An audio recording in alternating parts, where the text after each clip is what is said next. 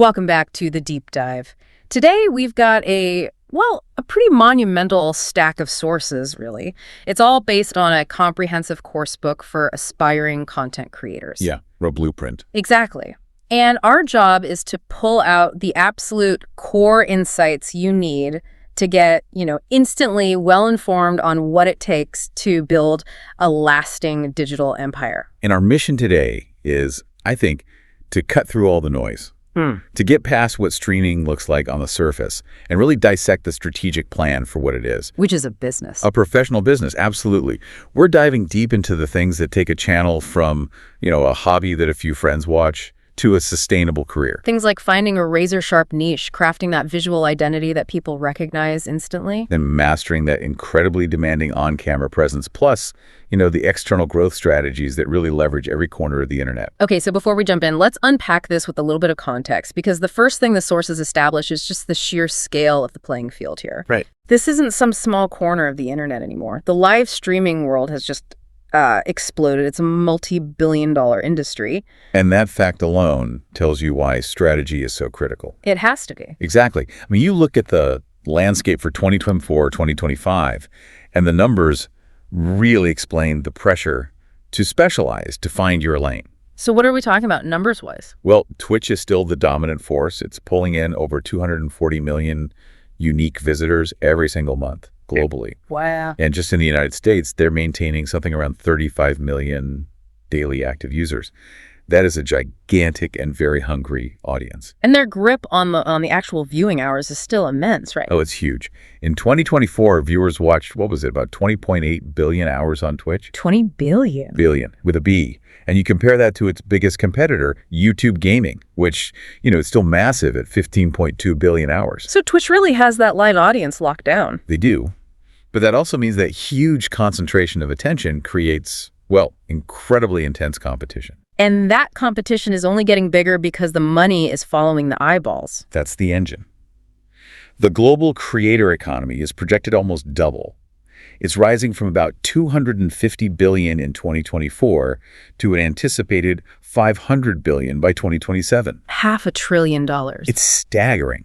And if we zoom in just on the live streaming market itself, the sources note it's moving from about $2 billion in 2025 and is expected to hit nearly $5 billion by 2029. So that trajectory, that curve, it just proves the market is professionalizing at a crazy speed. It is. And the demographics are super sharp, too. Nearly 3/4 of all Twitch users are under the age of 35. So it skews very young. Very young, with a global split of about 65% male and 35% female. So you know exactly who you're talking to when you turn that mic on. But here's the kicker. This is the statistic that makes this whole deep dive so essential. This is the challenge. Yeah. The platform has over 7.3 million active channels every month. 7 million.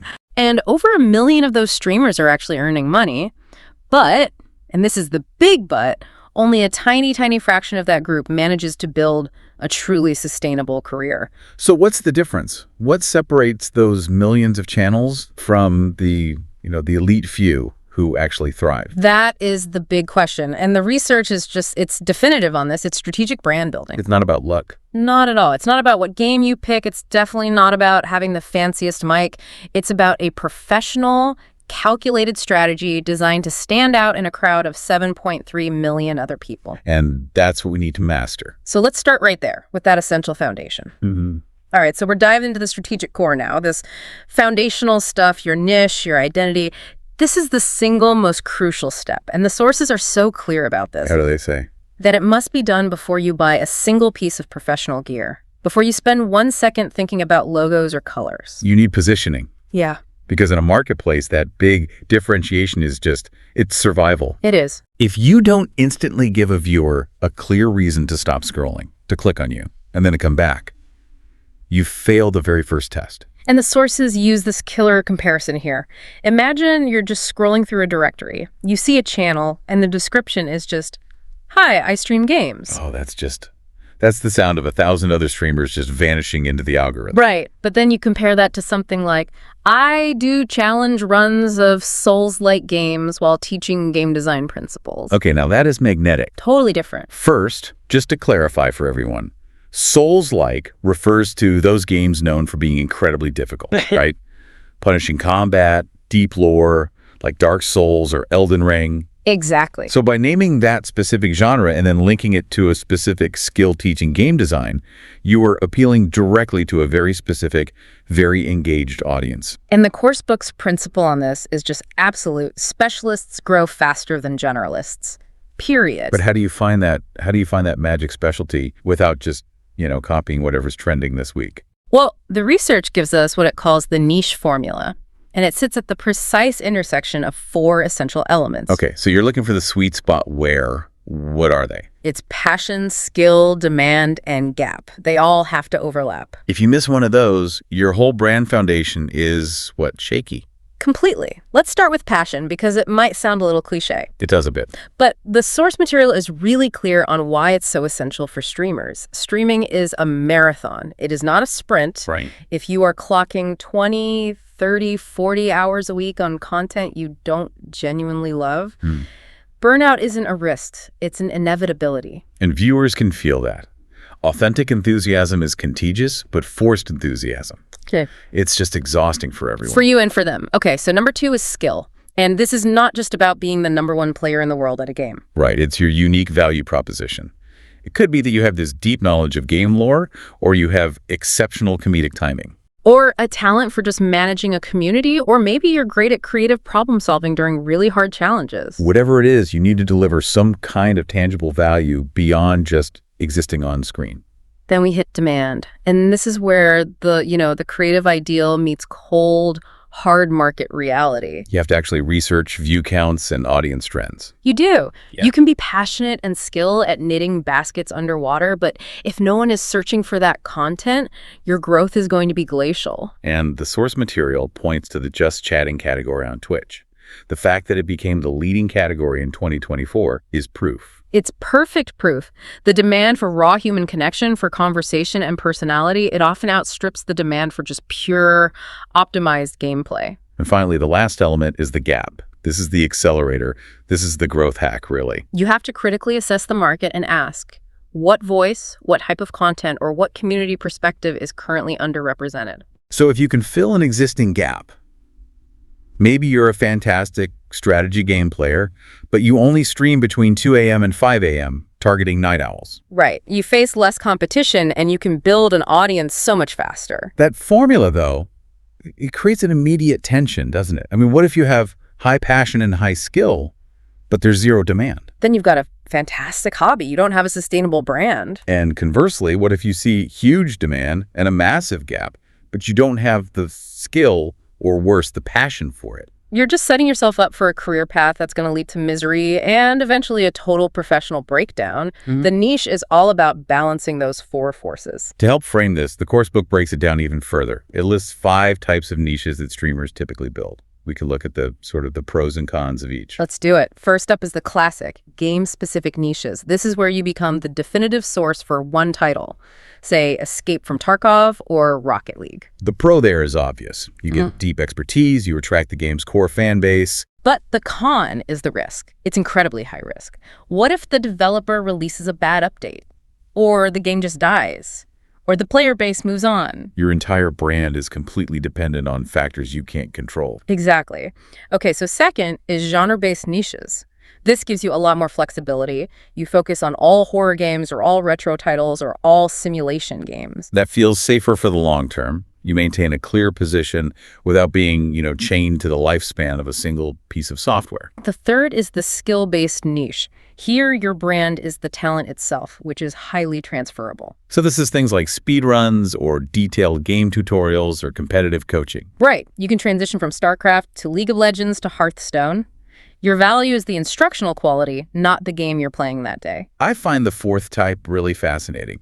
Vibe-based niches. This one's big right now. It is. It's differentiation through atmosphere. Yeah. It's the cozy stream, the high-energy chaos stream, the educational stream, or, highly stylized role-playing. This gives you maximum content flexibility because you can play any game you want. But it demands a really compelling high-maintenance personality to carry the entire show. If your vibe fades, the audience just leaves. And finally, number 5 is audience-based niches. This is where you focus on creating a deeply supportive space for a specific community segment. Like parents who game after the kids go to bed, the whole dad gamer thing. Or women in gaming, or creating dedicated LGBTQ plus spaces. This cultivates the deepest community loyalty because you're serving a demographic that is actively looking for a sense of belonging that's underserved elsewhere. So the big strategic takeaway here, the thing you have to internalize, is that rule. Start narrow, expand later. Trying to appeal to everyone is the single most common career mistake. But why is that so potent? Why does starting narrow work so well? It accelerates growth in a few critical ways. First, you get way better algorithm discoverability. When you're specific, the algorithm knows exactly who to show your thumbnail to. You're tagging yourself as a horror speedrunner, not just a variety game streamer. Right, you're giving it clear signals. And second, I'd imagine it fosters stronger community bonds naturally, because everyone there shares that one specific niche interest. 100%. And third, you very quickly establish authority in that small area. People want to recommend the person who is the best at X, not the person who is just okay at everything. So you start small, you own that lane completely, and only then do you start to expand into the lanes next to you once your foundation is rock solid. So we've defined what you stream, your specialty, your content. Now we have to transition naturally to who you are. Right. We're moving from the niche to section 2, identity, values, and the on-camera self. Because the human being behind that webcam is the primary product the viewers are actually buying into. And this all starts with defining your brand values. These are the non-negotiable principles that are going to guide every single decision you make. How you speak, how you moderate your chat, which sponsorship deals you accept or, reject. The sources stress you have to select 3 to 5 core values that truly define your ethos. And they list some great examples like inclusivity, excellence, support, positivity, or even competition. And those choices have real consequences. If you choose competition as a core value, your chat rules are probably going to encourage some trash talk and high stakes. But if you choose inclusivity, your chat rules have to be strictly focused on protecting people and welcoming newcomers. These values set the entire tone for the community before you even say a word. And those values then manifest in your brand personality type. Viewers need to be able to categorize you instantly. It's just how they find where they belong. The sources detail 5 common archetypes for this. First up, you've got the entertainer. This is your chaotic, high-energy, high-reactivity streamer. They might not be the best player, but they are absolutely hilarious.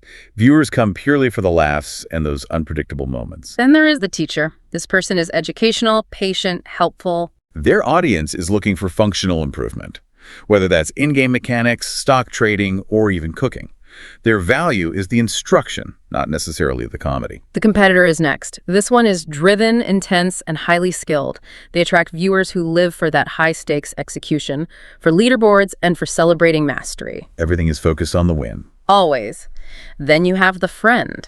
And this is the most successful recent category, I think. It often overlaps with those cozy or chill vibe niches we talked about. This streamer is relatable, empathetic, low-key. Viewers come to relax and feel a deep, non-judgmental connection. And finally, there's the storyteller. This is someone who's narrative-focused, often role-playing or doing these really deep dives into game lore.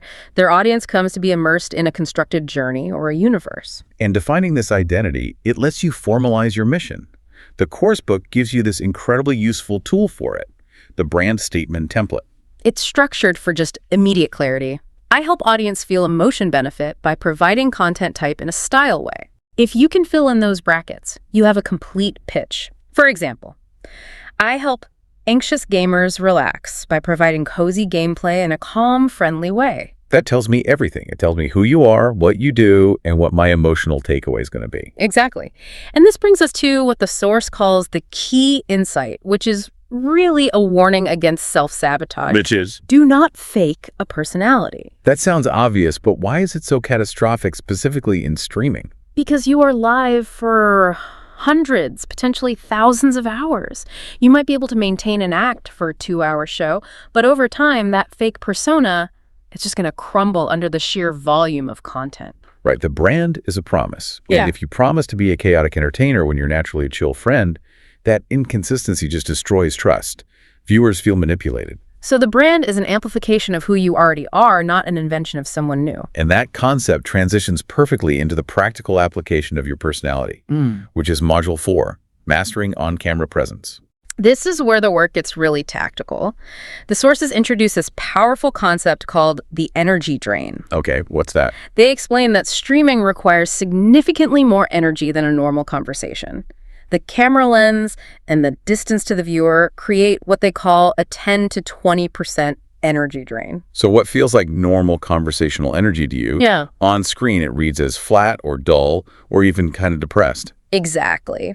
You have to learn to compensate by performing at a slightly amplified, more intentional level. You're not acting, but you are projecting more vitality. And that requires specific behavioral habits. It does. You have to talk like your viewers are actually your friends sitting on the couch right next to you. And critically, you need to constantly narrate your gameplay and your thinking. So don't just move a piece on a chessboard. No, you say, okay, I'm pushing the left flank here because I saw that their tank just fired its defensive cooldown, so we have a 10-second window to attack. That's often the hardest habit for people to build, isn't it? I mean, how do you narrate your thinking without sounding, I don't know, completely neurotic or just exhausting to a casual viewer? It's a constant self-correction. The sources suggest you practice by just saying what you see and what you plan. You react out loud to game events. You're building the muscle memory of constant dialogue. Because if you're not talking, you're losing potential engagement. Every second. And the most vital skill for sustaining that energy is filling dead air. Those moments when you're concentrating really hard on difficult gameplay or when the chat is slow. You have to use those moments strategically. Yes. You can comment on your current plan, maybe ask the audience to vote on 2 possible decisions. You could quickly share a related short anecdote about the game. Or use those focus moments to just efficiently read the chat backlog and get a response ready for when the action calms down. Just never sit in silence, staring at the screen. And the overarching golden rule for presence is just pure hospitality. Treat every single viewer like they just joined the stream. Greet people warmly. Explain the context of what you're doing. Like, hey, we are currently on the final boss attempt. This is number 7. That keeps newcomers from feeling lost or intimidated by a bunch of inside jokes they don't get. And the single best piece of advice for improving all this? Oh, this was painful. It is. Watch your own VODs, your videos on demand, your archived streams. It's uncomfortable, but it is the fastest way to spot where your energy drops, where you have dead air, and where your mic technique could be better. You can't fix what you don't see. Exactly. Finally, to make that personality stick, you need consistent signature elements and catchphrases. These are the structural bits that the audience comes to rely on. So this includes a consistent stream greeting, like a standard, welcome to the show. Specific celebration phrases for big moments, a signature way you express frustration, but keeping it on brand, of course, and a consistent sign-off that always includes a call to action, like, see you tomorrow at 4 p.m. But the key here is development. The source is very clear. The best catchphrases develop organically. Yes, they come from a natural phrase you just happen to repeat a lot or an accidental funny thing you said that the chat latched onto. They are never forced. If you try to invent the official stream slogan before you even have 50 viewers, it just falls flat. It feels inauthentic. I remember one example the sources used of a streamer who tried to force time to get tubular every time they started playing. Oh, no. And it sounded so cheesy and awkward that the community started using it ironically to mock him, not to celebrate the stream. That's rough. So the real success milestone is when the community starts using your phrases back at you, unprompted. That's it. That's when you know they've adopted your brand's language as their own. Okay, so with your strategic identity locked in, let's transition to the visible promise of the brand. This is visual identity and stream aesthetics. This is how you translate all those core values and that unique personality into a look that is instantly recognizable and, well, professional. And this begins with the name and the logo. These are the anchors of your visual recognition. For the name, the rules are just non-negotiable for future growth. It has to be easy to spell. Easy to pronounce. And unique. You have to avoid numbers or, excessive weird spellings that require people to ask, wait, is that a Z or a 7? It needs to be memorable. Think about the simple, evocative names used by top talent, Ninja, Pokimane, Shroud. And crucially, you have to future-proof it by checking for universal availability. This is a big one. The sources strongly recommend using aggregation tools like namek-dot.com or noem.com to verify that the exact same username is available everywhere. Twitch, YouTube, Twitter, Instagram, Discord, all of it. All of it. You can't build a unified brand if your handle changes on every platform. And when it comes to the logo, Simplicity is everything. It has to pass the most difficult test. The 32 by 32 pixel test. Yes, that's the size of your icon in a crowded directory or next to your comment in chat. It has to be versatile, too, working against any background, and it has to be clear in just black and white. So if your logo requires a ton of high detail or complex shading, it's going to instantly fail that test. They break down 4 key logo types. There's the mascot logo, like a cartoon character, which is great for emotional connection and super popular in gaming. Then you have the word mark, which is just the stylized text of your name. That works well if your name is already really strong. The icon or symbol is abstract, like Nike's swoosh, but that requires massive recognition to work on its own. So the recommended choice for most new streamers is the combination logo. It's a simple icon paired with your stylized word mark. Right. It gives you the immediate recognition of the icon and the clarity of your name. And here is the pro tip that really defines professional design. Before you finalize anything, you have to test that logo as a tiny profile picture. What do you mean? Open a crowded Twitch category on your phone. Scroll through that directory and ask yourself, does my tiny thumbnail cut through the sea of competition? If it doesn't, you have to simplify the design. Moving on to color palette and psychology.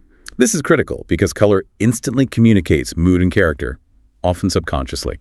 Let's detail the emotional impact. If you want energy, passion, and urgency for, say, competitive or action content, you should lean heavily on red. If you want to convey fun, optimism, and approachability for upbeat or family-friendly streams, orange and yellow are your core colors. Then blue is the color of trust, professionalism, and reliability. This is ideal for educational content, tutorials, or esports analysis. It suggests competence and calm. And finally, purple, the color of creativity, luxury, mysticism. It naturally fits RPGs, fantasy, or creative streams. And of course, you have to note its strong, intentional association with the Twitch brand itself. When you're building your palette, the source recommends a structured approach. You need one primary color that defines your brand. Then 1 or 2 secondary colors to provide necessary depth and contrast. And a single high contrast accent color. And that accent color has to be reserved only for vital elements like calls to action or alerts. Everything else should be balanced using neutrals, blacks, whites, and grays, just to ensure readability. And there are tools like coolers.co that can help you make sure the colors work together scientifically. Typography follows a really strict rule to avoid visual noise. The 2-font rule. Okay, what's that? You need one bold, expressive header font, something with personality, like Bebas New or Orbitron, which are designed for impact. And then you need one highly readable, clean body font like Robuto or Open Sans. And that's reserved for panels, descriptions, and lower third text, where clarity is absolutely mandatory. And the sources warn that using a third font instantly makes your brand look chaotic and unprofessional. So the key insight for this entire visual section isn't really about the quality of the design itself, it's about the application. Exactly. Consistency is far more important than perfection. So using a decent logo, the same 2 fonts and the same 4 colors everywhere, your stream, your Twitter banner, your YouTube watermark, your Discord announcements. That builds brand recognition exponentially faster than having some perfect custom design that you only use inconsistently. You have to document your hex codes and stick to them like your life depends on it. And that consistent visual identity is then applied in Module 3. Stream aesthetics. This is your actual on-screen presence. Every professional streamer needs a minimum set of scenes. The starting soon scene is essential. It needs a countdown, your branding, music credits, social handles. It manages viewer expectations. Then the main gameplay scene, which is your workhorse layout. You also need a BRBOA scene for short breaks. It maintains your branding while you step away. The just chatting scene is critical, and it requires a much larger, center-focused webcam view to prioritize interaction. And finally, the professionally formatted ending-outro scene. It displays your socials and is absolutely necessary for facilitating those crucial raids to other channels. The design principles for these layouts focus heavily on user experience. First, never block the game's user interface, the UI. If viewers can't see the minimap or their inventory, they get frustrated and they leave. It reduces your value proposition. And second, less is often more. The sources note that many of the most successful high-earning streamers use very minimal overlays. The focus should be on the content, the game, or your face, not some cluttered border. And the most important design constraint, the one that always gets forgotten, is mobile testing. Oh, this is a big one. A huge percentage of your audience is watching on their phone. If your overlay is too busy or has tiny text, it will just dominate the small screen and frustrate the viewer. You have to verify readability and clarity on a handheld device before you launch. And alerts and panels are the finishing touches. Best practice for alerts is to keep them brief, 3 to 5 seconds max, and they have to be on brand. So if you are the friend, your follow alert should be cozy. If you're the entertainer, it should be chaotic. And they really stress the need for an enthusiastic raid alert, because a large raid is a massive opportunity for viewership and community integration. And when you're designing emotes, the custom chat images, you have to remember they're going to be rendered in 3 tiny sizes. The design needs to be exceptionally simple and clear. Right. And you need those essential channel panels below your stream, too. About me, your schedule, rules which are non-negotiable for community safety, your socials, and support info. These panels are basically your brand's brochure. Okay, so we've built the internal core, the identity, and the visuals. Now we have to shift our focus outward to Section 4, external strategy and long-term growth, pulling insights from modules 5, 6, and 7. This is the difference between having a stream and having a business. Exactly. Module 5 focuses on cross-platform strategy, and its core thesis is pretty sobering. Relying solely on Twitch or YouTube is an existential risk. Algorithms change, policies shift, monetization can be turned off overnight. Diversification is mandatory for your brand stability. And we have to understand that each platform serves a unique function. Twitch or YouTube gaming is for your main live content and that direct community interaction. But YouTube itself is for discoverability and searchable evergreen content. Things like VOD highlights, long-form tutorials, or educational analysis. Then you have the short-form content giants. TikTok is the engine for viral growth, for reaching new, cold audiences who have never even heard of you. And Twitter X is for networking, real-time announcements, and professional engagement. And of course, Discord is your 24/7 deep community home base. The difficulty here, I find, is the execution. It sounds like running 5 separate companies at once. How do you stop this from consuming every waking moment? Well, the key is the consistency checklist and maximizing your efficiency. You have to maintain the exact same username, profile picture, colors, and tone across every platform. That consistency lets the audience recognize you instantly, no matter the medium. And the second part of that efficiency puzzle is content repurposing. Professional streamers are masters of getting maximum value from a single live session. Okay, so what does that look like? You use the stream to generate short, vertical clips for TikTok and for Reels. You use those same streams to create longer, edited highlights for your YouTube VODs. And you grab simple screenshots and quotes for Twitter updates. So the stream is the factory, the other platforms are just the distribution channels. It's all about workflow. Instead of creating 5 unique pieces of content from scratch, you create one live stream and then quickly edit that single source material into 4 or 5 different formats, each tailored to that platform's specific audience and algorithm. But the PROTT here is firm. Do not spread yourself too thin. Yes. The sources advise mastering 2 or 3 platforms before you expand.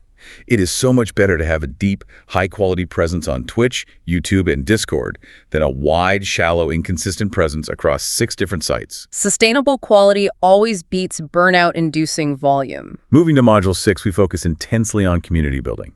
This is the engine of loyalty and retention. This is where your brand promise is actually delivered and measured. And the immediate tactical focus here is Discord. Why? Because it's where your community connects between your streams.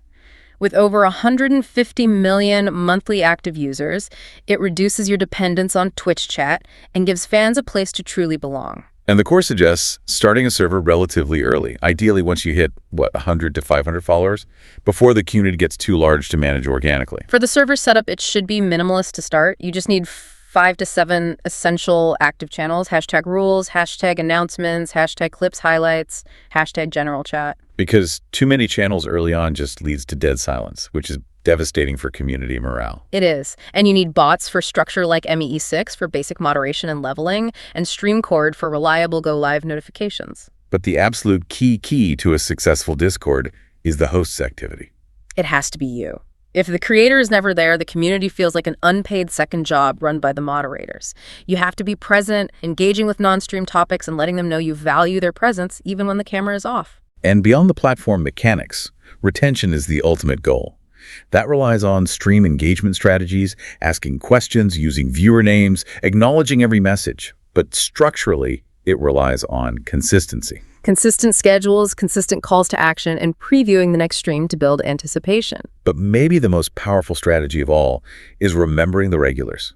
Remembering their names, the city they live in, the inside jokes, their personal stories. That level of personal connection transforms a viewer into a loyal, dedicated fan. And this brings us to a major strategic insight: quality over quantity.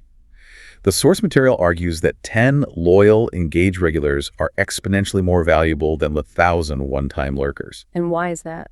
Because those 10 highly engaged viewers drive high chat participation, which the Twitch algorithm rewards heavily, and they become your most effective brand advocates and moderators. They ensure the community promise is kept. That loyalty then feeds directly into Module 7, sponsorships and networking, the path to professional revenue. To get sponsorship ready, you need 3 things: a rock-solid, consistent schedule, a highly engaged audience, again, 50 engaged viewers are better than 500 lurkers, and a polished, professional visual presence. And the sources provide some typical requirements. Small affiliate sponsors might look for about 100+ average concurrent viewers, or ACV. But premium gaming brands often seek 500+ ACV. But the engagement rate is always weighted more heavily than the raw viewer count. And the deal types are varied. Affiliate deals are commission-based, low risk, and they're often the easiest entry point. Then product deals give you free gear in exchange for exposure. And then there are the professional deals: flat fees, paid per stream or per post, or a retainer, which is a monthly payment for guaranteed slots. That signals true professionalization. The ethical core of all this is the trust factor. You can only promote products you would genuinely use and that align with your brand values. Right. Your audience trusts you. And if you sell out for an irrelevant or low-quality product, you erode years of built-up loyalty in a single stream. And legally, you have to adhere to FTC guidelines. Always clearly mark sponsored content with #ad or #sponsored. Collaborations are the other side of the growth coin. They expose you to new, relevant audiences, they build unique content, and they make the job less solitary. The streaming community thrives on mutual support. Rising together is always the better strategy than trying to compete in isolation. And the key to a successful collaboration is finding partners who are of a similar size, within about 50% of your current audience count, and who have complementary personalities and shared values. So a high-energy entertainer could collaborate with a chill friend for some comedic contrast, but they both have to share a core value like inclusivity or positivity to avoid any friction. And for networking in general, the advice is brutal, but it's true. Your network is your net worth in streaming. You have to invest in genuine relationships, engage in their chat, support them financially and emotionally, and build the relationship before you ever ask for anything. Don't be transactional. Everyone can spot transactional cloud chasing from a mile away, and it will shut down opportunities faster than anything else. And that brings us to our final stage of the strategic blueprint, which is brand evolution. Module 8 addresses the fact that a brand has to be dynamic. It needs to know when and how to change to reflect personal growth and maintain relevance. The signs that change is needed are listed pretty clearly. You've had a significant content shift. Maybe you moved from competitive gaming to cooking streams. Or your look is just outdated. Or your original name creates discoverability issues. Or, you simply evolved as a person and your brand needs to reflect that new maturity. And when you're considering a visual change, you have 2 paths: a refresh or rebrand. What's the difference? A refresh updates minor elements, colors, fonts, a new version of the logo while maintaining the core identity. A rebrand is a complete overhaul, maybe even a new name and a new personality focus. The course suggests starting with a refresh if you're unsure because it's far less jarring for your existing community. But if you do undertake a full rebrand, the checklist for professional execution is mandatory. You have to have all your new visuals completely ready before you announce anything. Update all your platforms simultaneously. Don't leave old profile pictures or banners floating around. Announce the change to your community first. Yeah. Treat them like stakeholders. And critically, explain the why. Why did you choose the new colors? Why the new name? Involving them makes them invested in the new identity. And the crucial strategic timing reminder is always this. People follow you. The authentic personality, not your logo. The content and the connection will carry through any visual change. And strategically, you should not rebrand during a massive growth spurt. You wait for natural pauses in your viewer numbers or for the start of a new season of content. Momentum is just too precious to interrupt. So what does this all mean for you, the aspiring professional? We've mapped out the entire strategic journey. You now understand how to define your unique position through that niche formula and your authentic values. You know how to create visual recognition that passes the mobile test. You know how to present yourself professionally, amplify your energy, and fill the dead air. And finally, you know how to grow strategically through cross-platform efficiency and build a loyal, durable community through genuine engagement. The ultimate lesson of this entire strategic course book is about commitment. Your brand isn't just a logo or a catchy phrase. It is a profound promise. It's a commitment to your audience about the consistent value, experience, and energy they'll get every single time they tune in. And consistency in delivering on that promise builds trust. And trust is the ultimate metric for long-term loyalty and sustainability. And as we move into this increasingly professional landscape, that idea of trust, it really becomes the true currency. We focus a lot on tactical metrics, viewer counts, subs, sponsorship rates. But let's leave you with one final thought to mull over. If the goal of branding is to deliver that unwavering, consistent promise, how do you measure the true effectiveness of that promise beyond those simple viewer counts and subscriber numbers? What does loyalty actually look like tangibly in your data? And building on that, what is the single most defining ritual, a signature element, a sign-off, or a concrete commitment to your values that you can adopt today to make that brand promise clear to every single person who joins your chat? That's a deep dive that only you, the creator, can finish in the execution. Go build that sustainable brand. That's all we have time for today. We'll catch you on the next deep dive.